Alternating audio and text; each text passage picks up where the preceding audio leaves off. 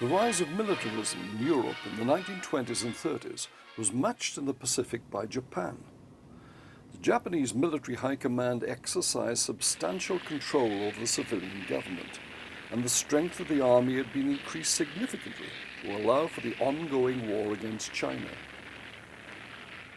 Following the Japanese repudiation of the earlier International Naval Limitation Treaties in 1936, the strength of the Imperial Navy had also been rapidly increased, with particular importance given to aircraft carriers and to heavily armed battleships. The Air Force had also grown substantially, and Japanese aircrews had become highly experienced during the wars over China. Japanese bombers such as the Nell and the Betty were capable of operating over the vast expanses of the Pacific, but with relatively small bomb loads.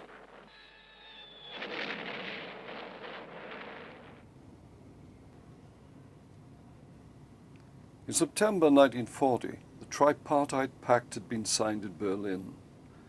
Concluding the treaty for the European Axis powers was von Ribbentrop, the German foreign minister. The Japanese ambassador in Berlin, Saburo Kurusu, signed for Japan. The pact called for mutual assistance in the event of any of the signatory nations being attacked. It also guaranteed Japan supremacy in Asia. Following America's embargo on the import of vital raw materials into Japan, by the beginning of December 1941 in Washington, Japanese diplomats, now headed by Saburo Kurusu, were meeting with the U.S. Secretary of State Cordell Hull to try and defuse the growing crisis. However, Japan was already preparing its definitive reply to the diplomatic initiative. The Japanese Navy under Admiral Sakuro Yamamoto planned the first phase to neutralize U.S. forces in the Pacific. They would attack the American bases in the Hawaiian Islands.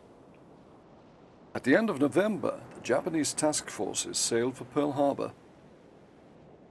Off Oahu in the Hawaiian Islands, aircraft from the carriers of Admiral Nagumo's task force opened the first air front of the Pacific War. Their targets were the American battleships and aircraft carriers, which they believed were anchored at Pearl Harbor.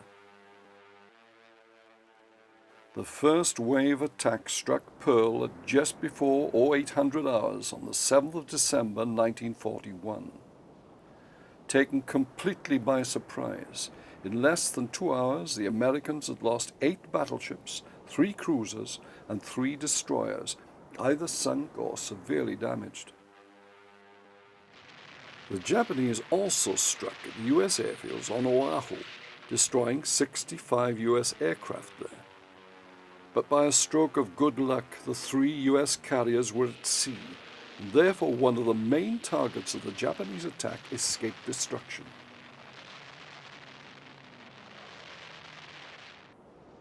Following the attack on Pearl Harbor, the Japanese surged out into the Central Pacific, the Philippines, the Dutch East Indies, and into Indochina. Japanese bombers spearheaded the assault. 3 days after Pearl Harbor, disaster also struck the British fleet in the Pacific.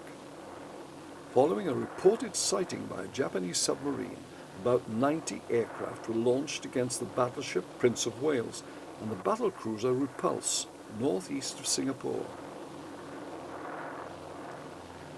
Most of the aircraft were Mitsubishi Nells and Bettys, flying from bases in Indochina. Together with dive bombers and torpedo bombers, for 2 hours they made repeated attacks against the 2 capital ships.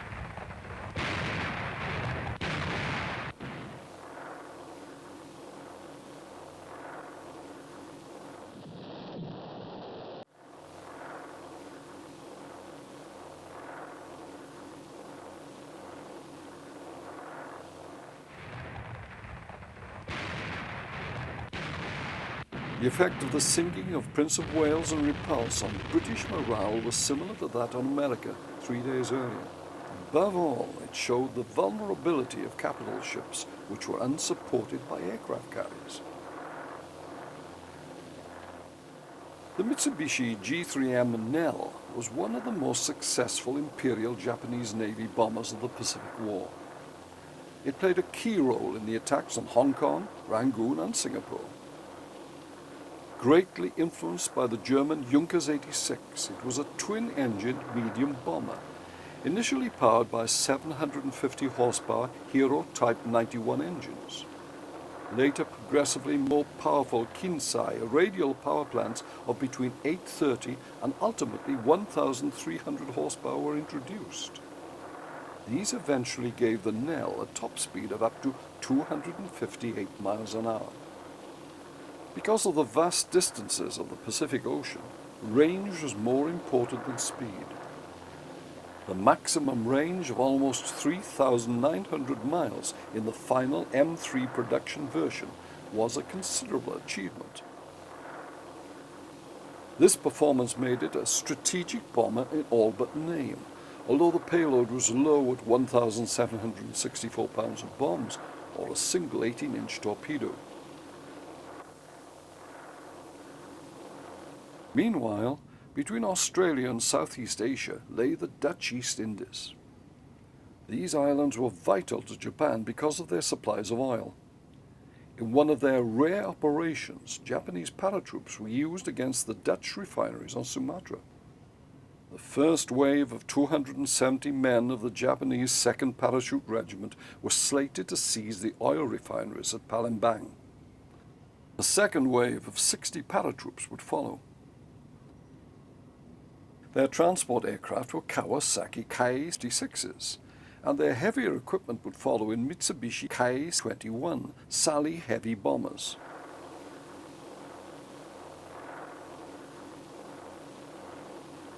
On the 14th of February 1942, the first wave dropped between Palembang and Pangkalan Benteng. They also seized Palembang airfield.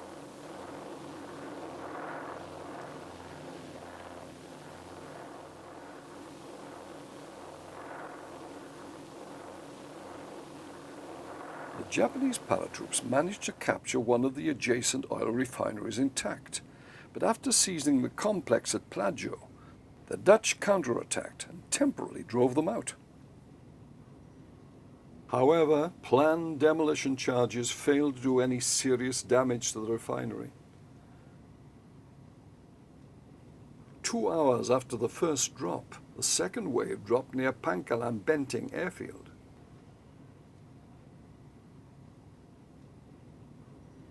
Within a short period, the whole area had been secured. As the Dutch fought to stem the Japanese invasion, the Allies began to rush reinforcements, particularly of aircraft, north from Australia. Many of these staged through the northern Australian airfield at Darwin, and this became a prime target for the Japanese bombers. A number of raids on Darwin's port and airfield were undertaken by Japanese bombers, particularly by the Japanese Navy's Mitsubishi G4M Betis.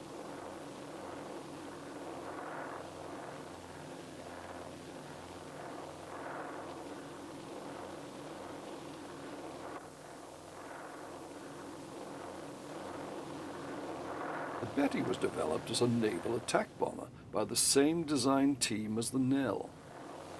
Over 2,450 Betis were built, making it numerically the most important of all Japanese bomber types. Range was of course a principal requirement, so the wings were packed with over 1,000 gallons of fuel, and everything possible was done to lighten the weight. This flimsy construction, though, coupled with the lack of armor or self-sealing fuel tanks, made the Betty extremely prone to catching fire or breaking up in the air when attacked by Allied fighters. Its unfortunate crews named it the one-shot lighter. Early Bettys were powered by a pair of 1,530 horsepower Kasai 11 or 15 radial engines, and had a range of 2,300 miles, carrying a 1,764-pound bomb load. The aircraft carried a crew of 7 and had a defensive armament of 4 machine guns, plus a 20mm cannon in the tail. After the Solomon Islands campaign in August 1942, the aircraft was re-engined with 1,800 horsepower radials. Fuel capacity was increased still further, and the bomb load raised to 2,205 pounds. At the end of 1941, following the attack on Pearl Harbor, Admiral Ernest J. King had been appointed in Washington as the new Commander-in-Chief of the United States Fleet. His first order was to Admiral Chester W. Nimitz, the newly appointed Commander-in-Chief of the Pacific Fleet. Nimitz was ordered to establish an air-sea front running from Alaska to Midway, including New Caledonia and hinging on Port Moresby in New Guinea. With most of his battleships disabled at Pearl, Nimitz would have to rely on his aircraft carriers for offensive operations.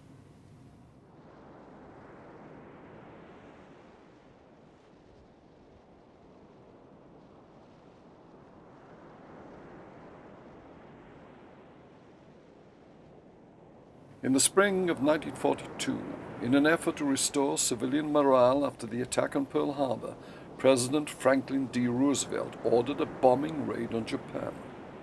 However, at the time there were no U.S. land bases within range of Japan itself. Therefore, in mid-April, the carrier USS Hornet was ordered west into the Pacific. Her flight deck was loaded with 16 North American B-25 Mitchell twin-engine bombers of the U.S. Army Air Forces. The bombers had been lightened as much as possible and fitted with additional fuel tanks. On the 18th of April, some 800 miles from Japan, the bombers lumbered off the deck of the Hornet one by one.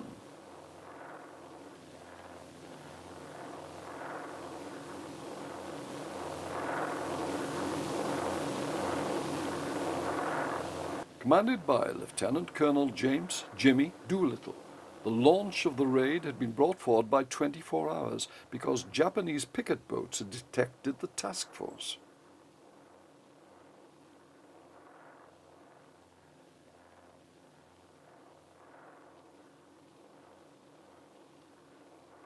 The arrival of the Mitchells over Japan, a day earlier than anticipated, caught the Japanese by surprise. The bombers attacked Tokyo, Kobe, Yokohama, and Nagoya, but they caused little significant damage.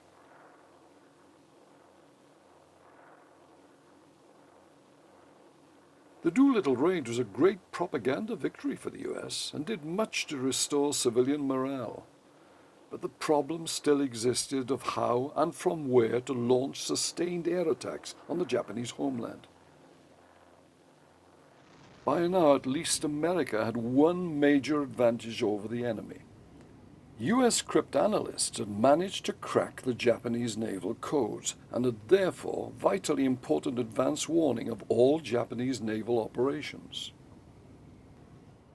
The first major use of this facility came on the 4th of May, when the Americans intercepted a Japanese invasion force in the Coral Sea to the east of Port Moresby in New Guinea. The Japanese force under Vice Admiral Shigeyoshi Inoue included the carriers Shoho, Shokaku, and Zyukaku. The American Task Force 17, commanded by Rear Admiral Frank J. Fletcher, included the carriers Yorktown and Lexington. The Battle of the Coral Sea was the first carrier versus carrier battle where the opposing warships never actually exchanged fire. The battle resulted in damage to the Yorktown, the loss of the carrier Lexington, an oiler, and a destroyer. US warplanes severely mauled the carrier aircraft from the Zyukaku.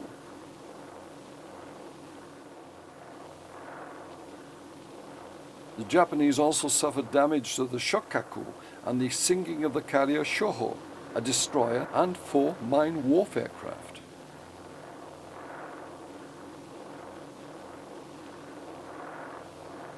Admiral Inoue was forced to abandon his planned landings on New Guinea.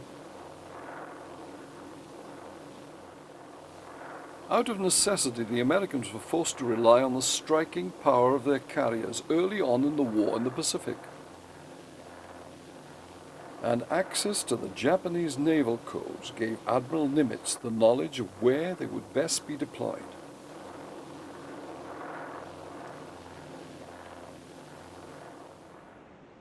By the 3rd of June 1942, 3 task forces of the Imperial Japanese Navy's combined fleet were heading towards Midway Atoll.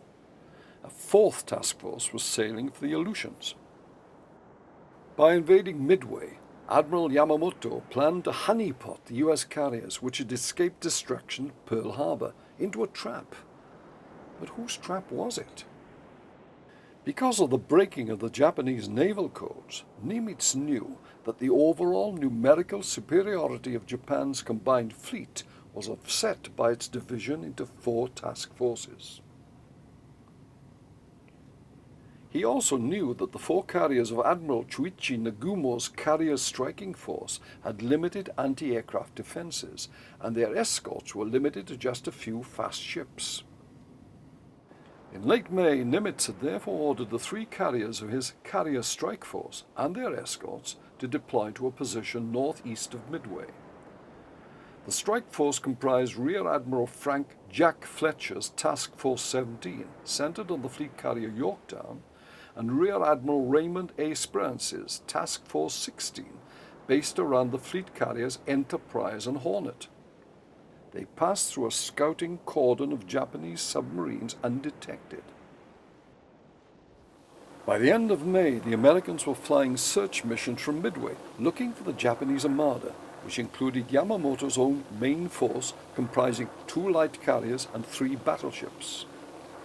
The latter included the new Yamato, the world's most powerful super battleship. At 0900 hours on June the 3rd, Midway-based air reconnaissance spotted 11 Japanese warships. The attack on Midway was imminent. 9 Army B-17 heavy bombers took off from Midway and attacked the Japanese. The flying fortresses achieved near misses with their bombs, but no hits, and the Japanese pressed on. At 0430 hours on the 4th of June, Nagumo committed the first air attack on Midway, launching 108 dive and level bombers escorted by 0 fighters. The air defense of Midway fell to Marine Corps fighters. They were hopelessly outclassed, and the Japanese fought through to the island. Here, U.S. anti-aircraft fire was fairly effective, damaging many Japanese aircraft and claiming a third of the Japanese planes destroyed. Japanese commanders now appreciated that another air attack would be needed to batter Midway's defenses before troops could be landed on the planned date of June the 7th. Meanwhile, Marine Corps dive bombers had taken off from Midway and attacked the Japanese carriers, scored no direct hits, but forced Nagumo to alter course to the northeast towards the undetected U.S. carrier force. At 10:24 hours, aircraft from the U.S. carriers struck at the Japanese carriers, scoring direct hits on Akagi, Kara, and Soryu. Attacked by successive waves of aircraft, the 3 Japanese carriers eventually sank. Nagumo's remaining carrier, the Hiryu, managed to launch its aircraft against the American carriers. At 1400 hours they struck, hitting the Yorktown. She would be sunk by a Japanese submarine after the main battle. The battle continued as the U.S. carriers continued to fight off the attacking aircraft. Finally, at 1700 hours, the Hiryu herself was attacked and hit. She, too, sank the next morning. In one of the most decisive naval battles of the Pacific War, the U.S. Navy had lost the carrier Yorktown, 179 aircraft and 307 personnel killed. Against this, Japanese losses were 4 carriers and 280 frontline aircraft, and 3,500 sailors and airmen killed or drowned. During the spring of 1942, the Japanese consolidated their positions in the Southeast Pacific. On Guadalcanal, in the southern end of the Solomon Islands chain, they had built an airfield and also a seaplane base. From here, the Japanese could threaten the eastern approaches to New Guinea and interdict Allied shipping from the USA to Australia. Therefore, on August the 7th, US Marines under an air umbrella provided by the carriers landed on Guadalcanal and seized the airstrip, which was renamed Henderson Field. Despite several Japanese land and air counterattacks, the island was held and would become a springboard for further operations up the Solomon chain. To the north of the Solomons was the major Japanese base at Rabaul on New Britain. As they were planning and preparing their next offensive move, the Americans made major efforts to destroy Japanese air power on New Britain and New Ireland. This was a task for heavy aircraft such as the consolidated B-24 Liberator, four-engine bombers of Major General George C. Kenney's 5th Air Force. These offered good range with comparatively heavy bomb loads, and their attack destroyed aircraft, airfields, and port facilities, severely limiting the military options available to the Japanese. Even when American planning priorities changed and it was finally decided to bypass Rabaul, US Army Air Force heavy bombers continued to pound New Britain and further degraded the isolated Japanese forces garrisoned there.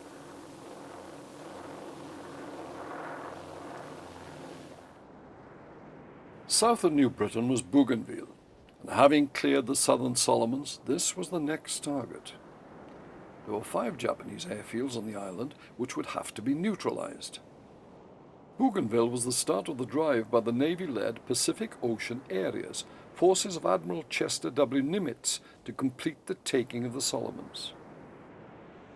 They would then drive through the Gilbert, Marshall, and Mariana Island groups, and then on to Iwo Jima and Okinawa, and finally to the Japanese home islands themselves.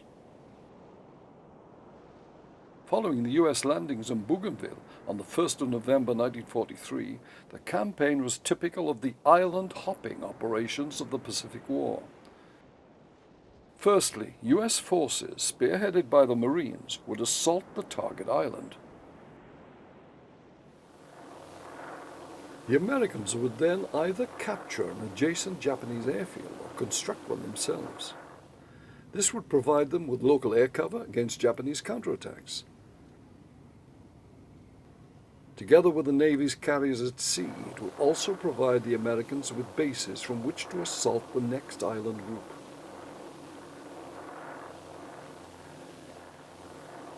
The Grumman TBF Avenger provided the Navy's carriers with a superb attack bomber. Powered by a 1,700 horsepower Wright Cyclone 14, this 3-seater replaced the TBD Devastator as the Navy's main torpedo bomber. A notable feature was the powered dorsal turret, fitted with a single 50 caliber machine gun and another 303 gun fired down to the rear, aft of the internal weapons bay.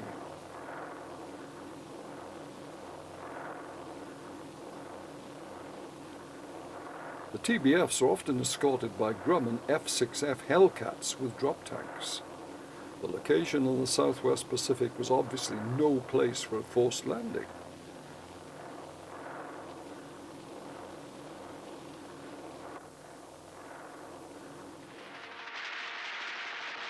By 1944, both Avengers and Hellcats were firing 5-inch rockets.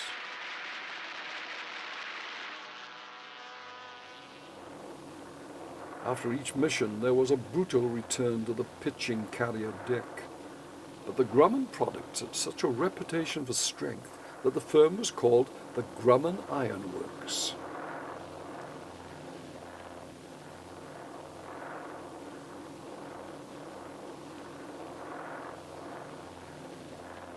In early February 1944, the Americans captured Kwajalein Atoll in the Marshall Islands.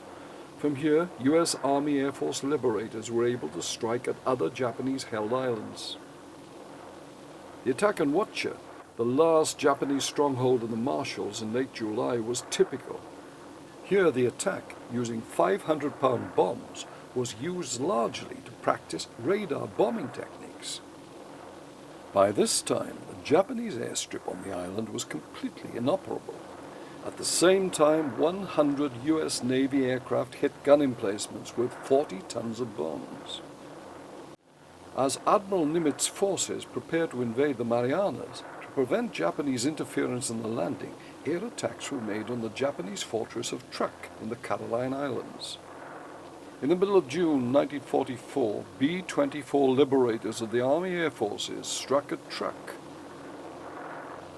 115 tons of bombs were dropped in one of the heaviest single raids against the Japanese stronghold.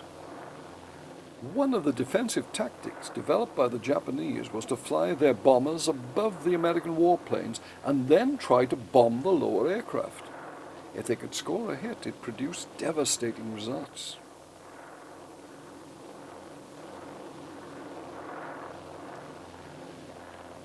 Three days later, Truk was again visited.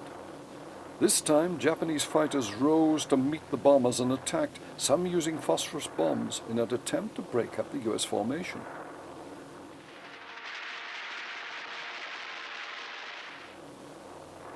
None of the bombers was hit, but some suffered minor damage from cannon and machine gun fire.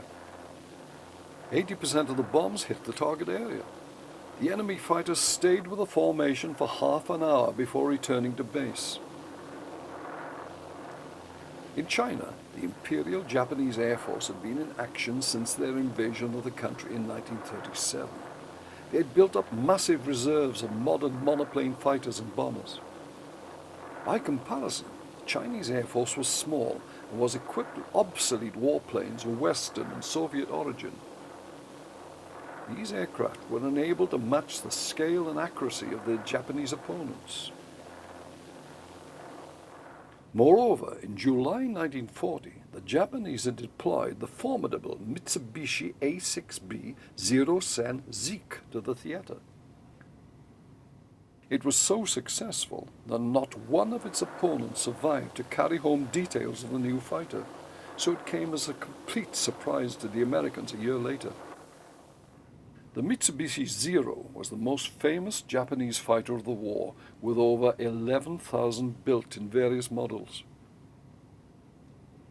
This carrier-borne fighter resulted from a very exacting requirement in 1937, which demanded high agility coupled with a top speed of 311 miles an hour. An endurance of 6 to 8 hours flying time with ventral drop tanks, and a fixed forward-firing armament of two 20mm cannon and 2 machine guns was also required. Zero went to war in China in 1940. Power was provided by a 950 horsepower Nakajima radial engine.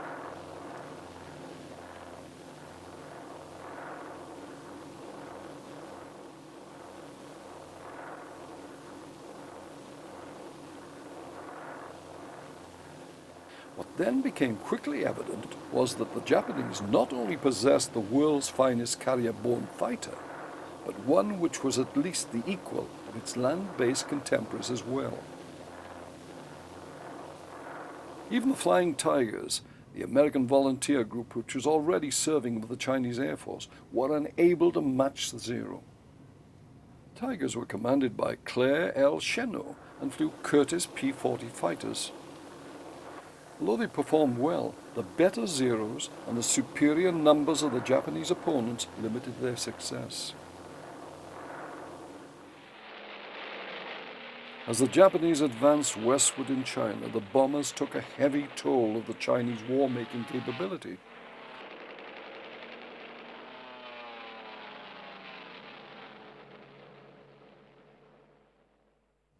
But a new warplane was rolling off the American production lines, which would make a decisive difference to the war in the Pacific. This was the Boeing B-29 Superfortress. With a wingspan of 141 feet and fuselage length of 99 feet, The huge bomber was powered by four 2,200 horsepower Wright duplex Cyclone engines. This gave it a cruising speed of 290 miles an hour, a service ceiling of 36,000 feet, and a range of 3,250 miles, carrying 10,000 pounds of bombs. When the B-29 was first planned by the War Department in Washington, though a war with Japan was thought highly likely, no one believed that the Japanese could achieve the imperial expansion they managed after December 41. The B-29 was actually conceived to fight a transatlantic air war over Europe. Now, however, with the war in Europe safely handled by B-17 Flying Fortresses and B-24 Liberators, the Superfortress offered the means to project air power across vast distances in the Pacific and eventually to strike at the Japanese home islands. The first major operational deployment of the B-29 was to western China. Japanese forces controlled most of the eastern part of the country. But the planned US bases around Chengdu in the west of the country would bring major Japanese targets in eastern China and Southeast Asia within range. More importantly, some of the most strategic targets in Japan's home islands would now be within range.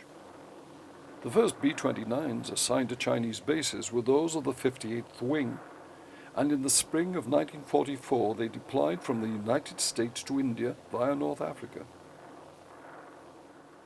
The Wing's 4 bombardment groups then undertook initial training. Their first operational mission was against the railroad maintenance facilities in Bangkok.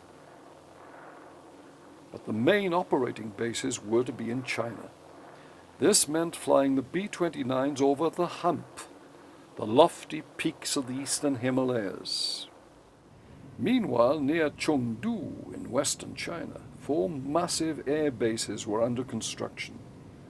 Though there was no spare machinery available, there was still plenty of Chinese manpower. Over 75,000 Chinese workers, under the direction of 26 American officers and enlisted men, labored to prepare the runways and hard standings for the heavy B-29s. The total cost was $150 million, and they were built in only 3 months. On April the 24th, 1944, the first B-29s of the newly created 20th Bomber Command, under the direct control of the U.S. Joint Chiefs of Staff, began to arrive. The 20th was commanded by Major General Kenneth B. Wolfe. Because of the lack of infrastructure at the Chinese bases, virtually everything, including food, spares, ammunition, bombs and fuel, had to be flown in over the hump from India to China. Fuel arrived by air at the bases in 50-gallon drums, then rolled by Chinese troops to the storage area. The fuel was then poured into a long trough and the gas pumped to one of the large storage tanks. It took up to 2 hours to refuel a B-29 with over 6,800 gallons of gasoline. Despite prodigious efforts, the shortage of fuel and lack of infrastructure would be a constant problem for the new bomber force in China. After setting up his command and preparing his aircraft and fuel stocks, on the 14th of June 1944, General Wolfe briefed Colonel Harmon. Harmon was to be the group commander for the mission against the Imperial Iron and Steel Works in Yawata on Japan's home island of Kyushu. 63 superfortresses reached the target, but 7 aircraft were lost in this first B-29 raid against Japan proper. From their Chinese bases, the growing B-29 force struck at Japanese targets in eastern Asia, including base and manufacturing areas on the island of Formosa off the eastern coast of China. But despite their successes, the superfortresses were still out of range of many major targets in Japan itself. Other targets, however, were found in Siam, which was an ally of Japan, and allowed the use of its airfields, ports and transport system by the Japanese. The Japanese had held most of the Mariana Islands since 1914 and had invaded the US possession of Guam in December 1941. The strategic position of the Marianas was the linchpin of US strategy in the Central Pacific. They lay within bombing range of the southern part of the Japanese home islands, where most of Japan's war industries were located. They were critical to bringing the war to Japan itself. The Japanese also appreciated the strategic importance of the islands and the consequence of an American victory. The Marianas witnessed the first large-scale example of the determination of the Japanese military to defend a doomed position to the last man. This led to some of the bloodiest fighting of the war, as 40,000 Japanese soldiers died in a vain attempt at stemming the US advance.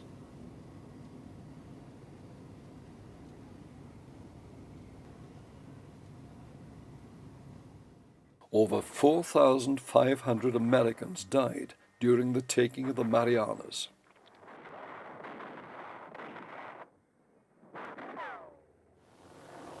Following the attack on Saipan, the US assaulted the neighboring island of Tinian and regained possession of Guam. There were existing Japanese airfields, but as soon as the islands were secure, a huge effort began to create a complex of 5 great bases. With the Marianas in US hands, the Army Air Forces now had new bases from which another B-29 force, the 21st Bomber Command, partnering the 20th Bomber Command in Western China, could strike at eastern China and at the Japanese home islands. At Bowling Field, Washington, D.C., General Henry Arnold, Air Force's commander, greets the pilot and crew of the first Superfort bound for Saipan. The flyers take with them a message from General Arnold. To the warlords of Japan, we have not forgotten. The B-29s will remind you again and again and again.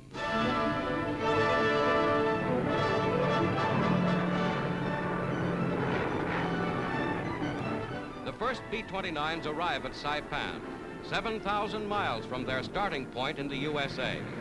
Every man on Saipan has worked toward this day. Now they welcome the big bombers.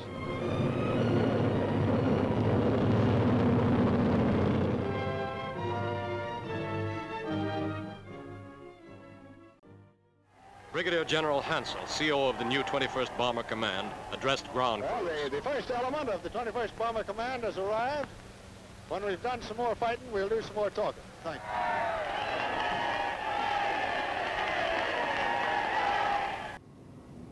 Brigadier General Hansel's mission was now to strike the Japanese home islands. Tokyo lies some 1,500 miles from Saipan, from which the first raid of 111 aircraft was launched on the Japanese capital on the 24th of November, 1944. Our target for today is one of 3 of the Nakajima aircraft plants located 11 miles west of Tokyo. As always, the mission began with an exhaustive briefing of the flight crews, covering information such as the target, alternate target, force strength, and likely ground-based and air opposition. Meanwhile, ground crews completed preparation of the aircraft, ensuring that every item was serviceable. Armourers loaded the airplanes with the specified bomb loads and ensured that the defensive guns had their full ammunition loads available.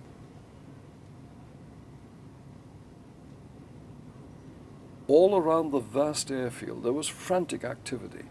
The 10-man flight crews arrived on the flight line and checked with their ground crews to ensure that all was ready.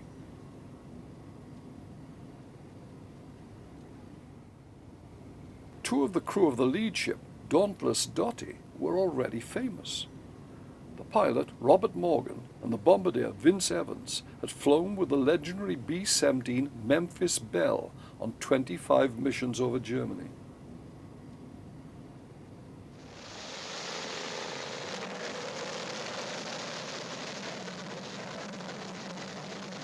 Superfortresses then taxied out in sequence towards the runway and formed up, awaiting the order to start the mission.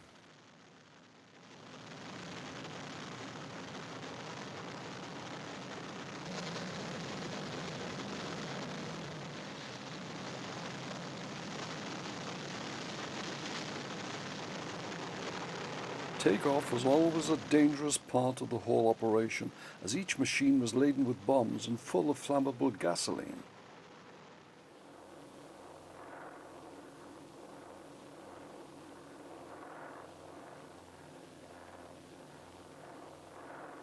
Once the bombers had taken off and formed up, they cruised towards the target area, their altitude increasing gradually as their fuel was consumed.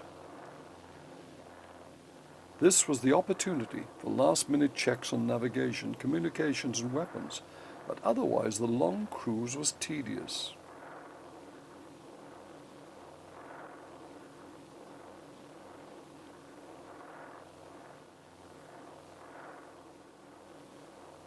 Finally, Mount Fuji came into sight, and the crews knew that they were within striking distance of an enemy prepared to fight for his home by any and all means. The sudden appearance of small black clouds marked the bursts of anti-aircraft shells. Then the end of the AA fire indicated the arrival of Japanese fighters. These seldom made concerted attacks, and singleton efforts were beaten off by the excellent defensive capability of the B-29s. Finally, the superforts lined themselves up for the bomb run. The aircraft initially attacked from high altitude and generally released large numbers of medium-capacity high-explosive bombs. Finally, the target was below them, the huge Nakajima aircraft plant in the suburbs of Tokyo, and the bombs rained down. Sighting was comparatively straightforward, even though high-altitude flight often meant the presence of cloud.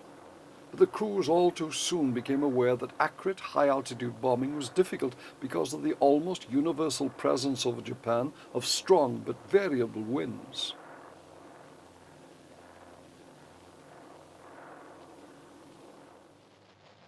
After a mission lasting more than 13 hours, the bombers returned and landed back on Saipan in the dark.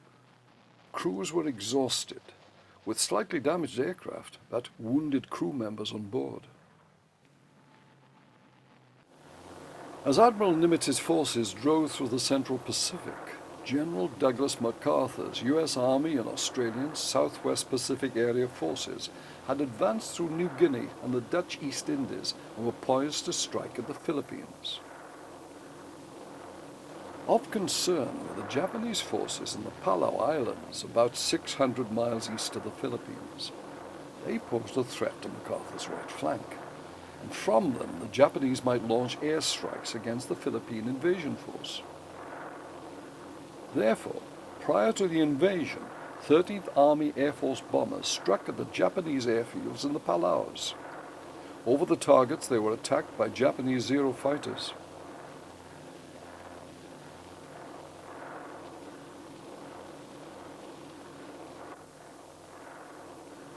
Later, U.S. Marines landed on Peleliu at the southern end of the Palau Islands group. Though they managed to capture the airfield, they became bogged down in a slogging match in the mountains at the north end of the island. The whole operation was considered a rare waste of valuable manpower.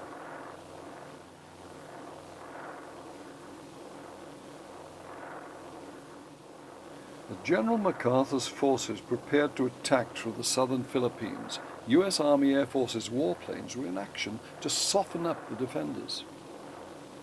Possession of the islands would cut off Japan from the remaining sources of its raw materials in the Dutch East Indies and Malaya. In support of the invasion of the Philippines, supply, port and barrack areas were particular targets, such as here in Cebu.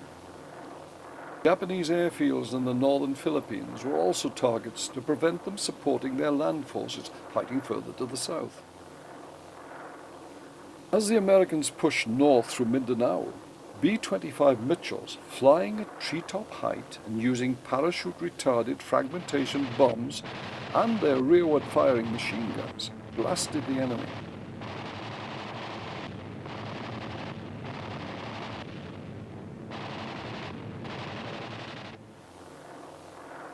Hill after hill, the Philippines was being taken by effective air-ground coordination.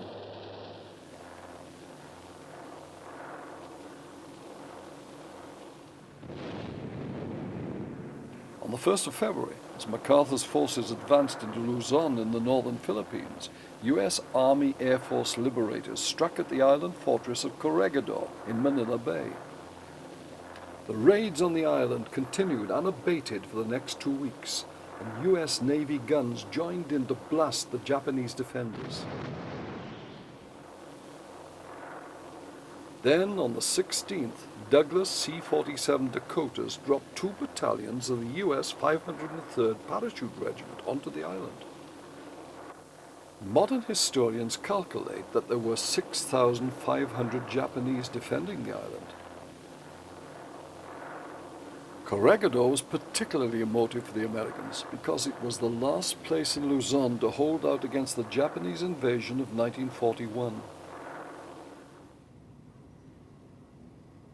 The paratroops cleared the island within 2 weeks, at the cost of 169 of their comrades killed.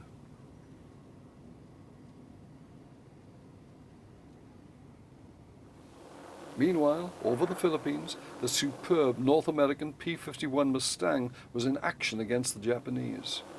Here, the P-51D was supplemented by the lightened P-51H, used in the bomber escort role. Also in service was the F-6D, the armed reconnaissance variant of the P-51D. On the 11th of January 1945, Major William Arthur Shomo of the 82nd Tactical Reconnaissance Squadron took off from Mindoro Island. He and his wingman were tasked with reconnoitering northern Luzon in support of the U.S. Sixth Army's invasion. Flying above the Cagayan River, they encountered a Japanese bomber protected by 12 fighters. Shomo immediately attacked the formation and shot down the leading Japanese aircraft, which exploded in flames. He then maneuvered onto the side of the formation and shot down another fighter before attacking from the other flank and scoring yet another hit. He then attacked the bomber, which crashed, and before he was finished, downed another 3 fighters. It was the most conspicuous success of the P-51 Mustang in the Pacific in a single sortie. As they came in over Mindoro Strip, the lead pilot, Captain Arthur Shomo, executed a victory roll, indicating that he had destroyed an enemy plane. Ground crews looked up surprised. But Shomo had only begun. He went around again, did another victory roll, and the men on the ground started counting. 2 planes down. When Captain Shomo executed his 3rd and 4th victory roll, it brought out the brass. By the time he was making the 5th, the 6th, and 7th roll, no one would believe it. 7 victories seemed impossible. He was just showing off.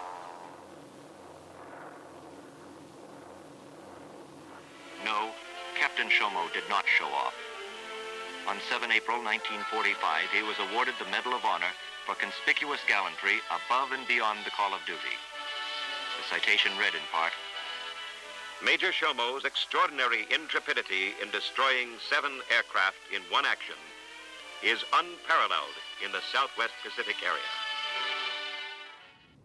The campaign in the Philippines also saw the culmination of air victories by the greatest U.S. air ace of the war, Major Richard Bong. Fresh out of college, Bing Bong entered Air Force cadet training in 1941, became a pilot and 2nd lieutenant in 1942. He was one of the first pilots of the 49th Fighter Group, flying Lockheed P-38 Lightnings to arrive at Darwin in Australia in August 1942. Soon after his arrival, Dick Bong had 8 air victories to his credit, and he had become commander of the 9th Fighter Squadron.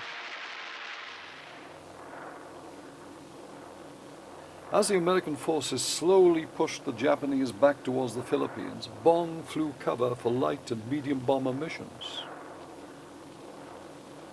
In April 1944, with 28 confirmed combat victories, Dick Bong returned to the United States for advanced gunnery training.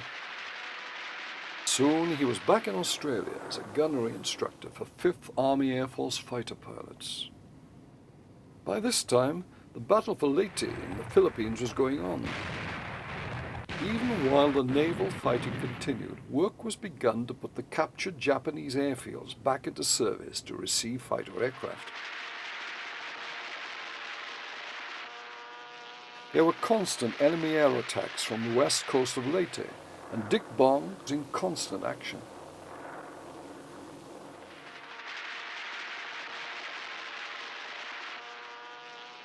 The main enemy base was at Ormoc Bay, and 12 times the Japanese tried to reinforce their garrison there, and 12 times the 5th Air Force turned them back. The last convoy to be hit was in December 1944. By now, Bong had 38 combat victories.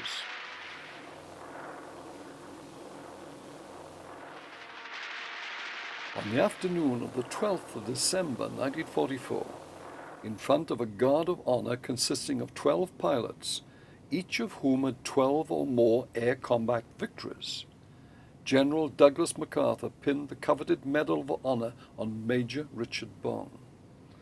The citation read in part as follows: For conspicuous gallantry and intrepidity in action, above and beyond the call of duty, in the Southwest Pacific area, from 10 October to 15 November 1944.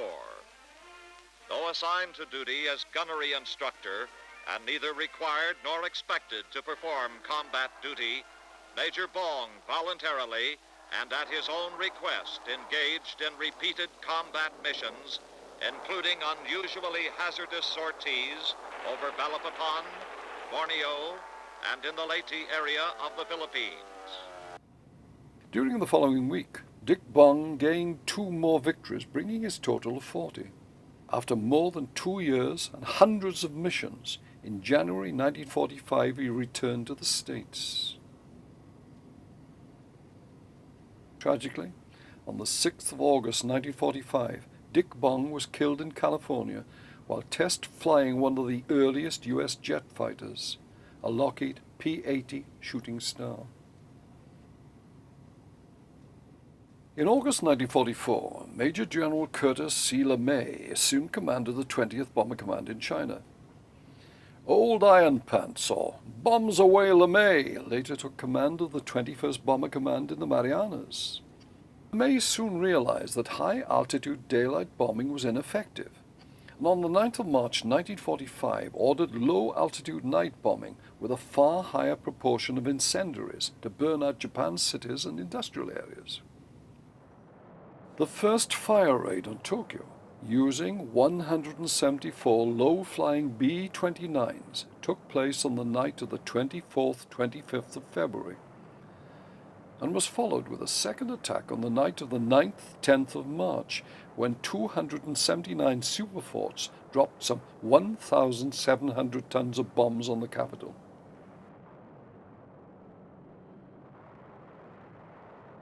Over 16 square miles of the city were destroyed, and it has been estimated that some 100,000 people died in the resulting firestorm.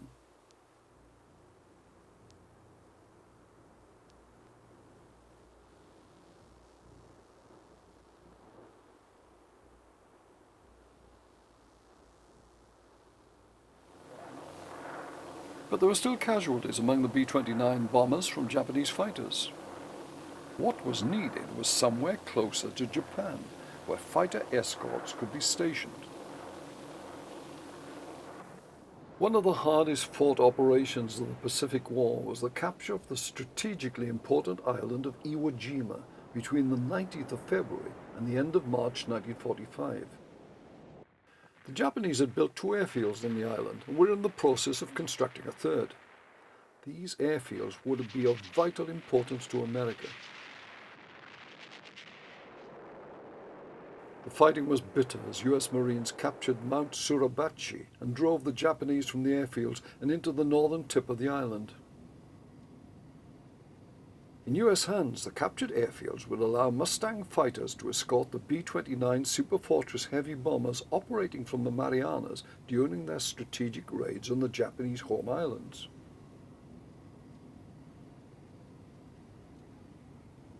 Not only would the island provide a base for the Mustang squadrons, it will also give damaged B-29s an emergency base at which to land on their way back to the Marianas. But its main purpose was to provide fighter cover for the superforts over Japan.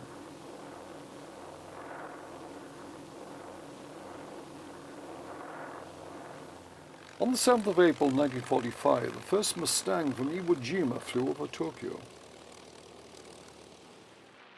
The Japanese aircraft opposing the Mustangs were flown mostly by poorly trained and inexperienced pilots, and the majority of the remaining Japanese fighters were technically obsolescent.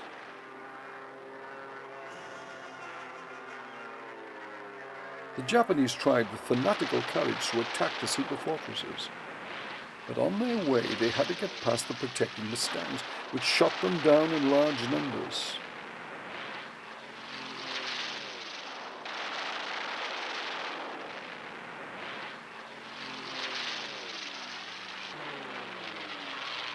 As the Japanese effort against the American bombers failed, the Mustangs were again loosed against ground targets.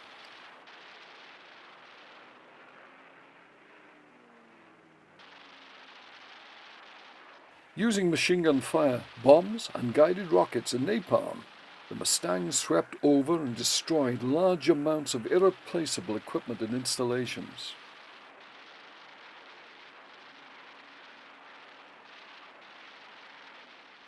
They also struck Japan's important ports and coastal shipping. Protection of the U.S. fleet was entrusted to the chance-bought F-4U Corsair, widely considered to be the greatest of all the wartime piston-engine fighters.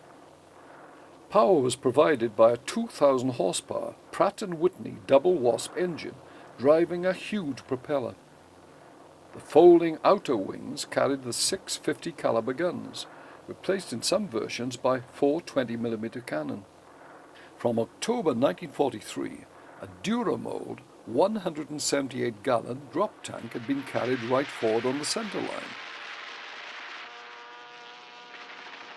Despite its size and weight, the F-4U was a brilliant performer and highly effective against the Zeros or any other Japanese aircraft.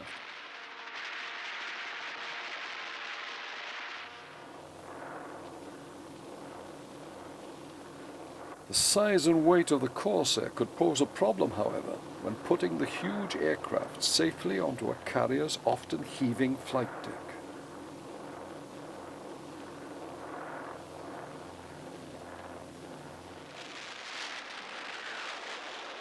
On the 1st of April 1945, in the last of the island-hopping operations, the U.S. 10th Army landed in Okinawa, only 790 miles from Tokyo. At first, resistance was light, but this was because of the enemy's strategy. The Japanese planned to lure the massive American invasion fleet and its transports into a false sense of security and then decimate them from the air. The Japanese ground forces would then be able to mop up the isolated U.S. landing force. With the U.S. forces ashore, in Japan, the Imperial Japanese Air Force was preparing to start their kamikaze, or Divine Wind, suicide aircraft campaign. The tactic had been pioneered in October 1944 against American warships off Leyte at the start of the U.S. campaign to retake the Philippine Islands. On Kyushu, the Japanese had now marshaled more than 1,500 airplanes for this role. On April the 6th, the Japanese launched waves of airplanes totaling 355 machines as the first stage of the Kikusui, or floating chrysanthemum operation. The kamikaze attacks were initially directed at the Allied destroyers on radar picket duty and therefore able to provide early warning. This was followed by strikes on the carriers in the center of the fleet. Suicide attacks by airplanes and boats around Okinawa sank or disabled at least 30 U.S. warships and at least 3 U.S. merchant vessels. Between the 1st of April and the 25th of May, the Japanese flew 7 major kamikaze raids, interspersed with raids by smaller numbers of airplanes, usually of 20 to 50 machines. The attacks cost the Japanese a total of about 1,460 aircraft. Many warships of all types were damaged, some of them severely, but no aircraft carriers, battleships or cruisers were sunk by the kamikaze attacks off Okinawa. Even so, the U.S. Navy lost more men in this operation than in any other battle of World War II. By the end of June 1945, the Imperial Japanese headquarters admitted the loss of Okinawa. The captured airfields on the island now enabled the U.S. Army Air Force to strike the Japanese home islands at will.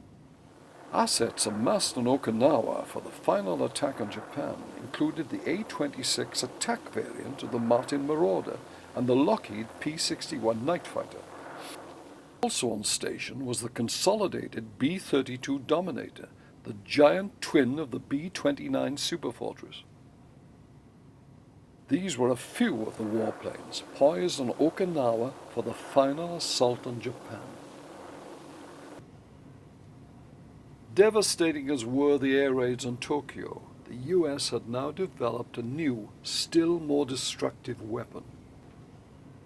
This was the atom bomb, a primitive yet devastating fission weapon resulting from a huge Allied effort centered in America's research and industrial facilities. On the 16th of July 1945, this pioneering device was detonated during the Trinity test near Alamogordo, New Mexico. Its yield was estimated at about 20 kilotons.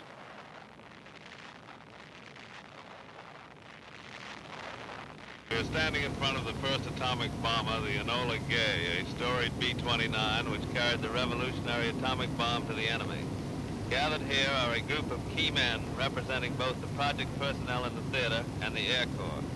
It was this group and this airplane which outvoted the present warfare. This is Colonel Paul Tibbets of Miami, Florida, commander of the atomic bomb group. Colonel Tibbets, will you tell us some of your reactions over the target? Well, as the bomb left the airplane, we took over manual control, made an extremely steep turn to try and put as much distance between ourselves and the explosion as possible. After we felt the explosion hit the airplane, that is the concussion waves, we knew that the bomb had exploded, everything was a success, so we turned around to take a look at it. The sight that greeted our eyes was quite beyond what we had expected, because we saw this cloud of boiling dust and debris below us with this tremendous mushroom on top. Beneath that was hidden the ruins of the city of Hiroshima. This is Captain Theodore J. Van Kirk of Northumberland, Pennsylvania, Colonel Tibbets' navigator. Well, I knew when we hit the coast of Japan that we were well on our way to completing a successful mission, and that the new bomb we carried would be a great help in shortening the war. Major Tom Fairby of Marksville, North Carolina, bombardier of the first atomic bomber. My navigator had me perfectly lined up with the target. When I clutched in with my sight, I could clearly see the city of Hiroshima within my bomb sight. Then I clutched in and took the run, and I felt the bump of the airplane. I was greatly relieved because I knew the unit had gone from the airplane. Hiroshima received its atomic bomb from the Enola Gay on the 6th of August 1945. And 3 days later, Nagasaki was bombed by the B-29 Boxcar. After the attack on Hiroshima and the surrender of Japan, U.S. Army camera crews recorded the utter destruction of the center of the city. The devastation you see here was caused by the explosion of the bomb above this 0 point. Only the strongest buildings are left standing, and they are gutted. Looking north from 0 point, this is what was left. Looking east, the camera records a scene of complete devastation in the immediate area. To the south, these are the ruins. Looking west from 0 point, the same complete leveling is evident, the same inability of structures to withstand atomic power. This barren area, 3/10 of a mile from 0 point, once contained the main Japanese military headquarters. The barracks were utterly destroyed. Most of the military personnel of approximately 20,000 were wiped out.